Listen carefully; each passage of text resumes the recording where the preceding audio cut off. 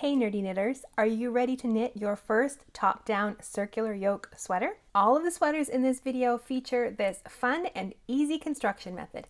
2 of them are for absolute beginners who want something basic and easy, 2 for more adventurous beginners, and 2 that will stretch your knitting abilities if you're a new knitter. Before we look at those patterns, let me just say, hey, I'm Tanya here at Nerdy Knitting. I'm a certified knitting instructor and a knitwear designer. My goal is to help you become a confident, adventurous knitter. Now, all of these sweaters use the exact same method of knitting. You cast on at the neckline and then you start knitting. You work increases to create the yoke of the sweater. Then you separate the sleeves and the body and you work those both separately. And then at the end, you just have some ends to weave in.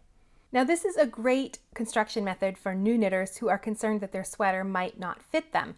When you've knit the yoke, you can stop and put those live stitches on a length of waste yarn and then try it on so you can make sure it's fitting the way you want it to. Now my first 2 recommendations are for absolute beginners who want some hand holding to walk them through each step of the process.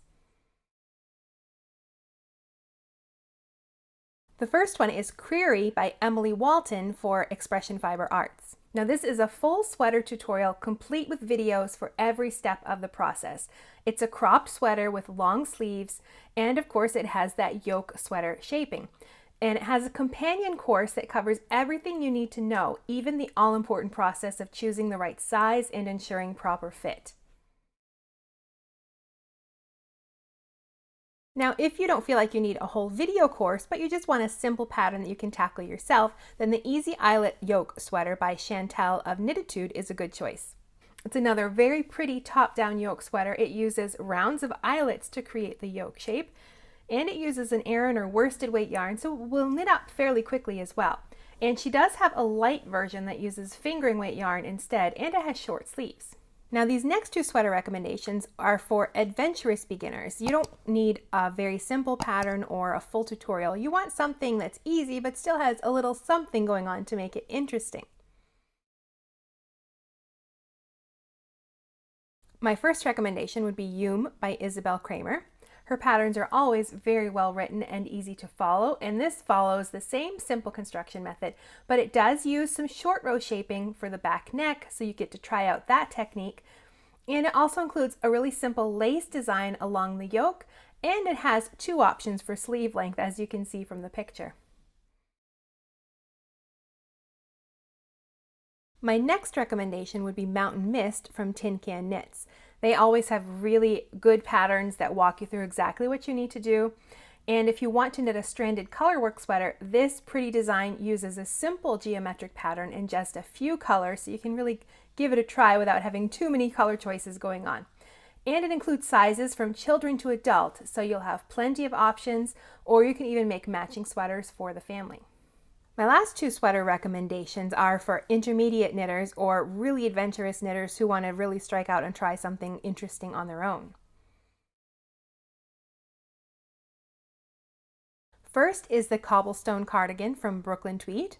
This one uses that same top-down yoke construction, but you're knitting flat because it's a cardigan. The garter stitch yoke uses short rows and increases on wrong side rows to make them as invisible as possible.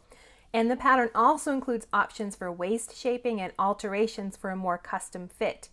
And the garter stitch button band is worked as you knit the body, so there's no picking up stitches to add a button band after.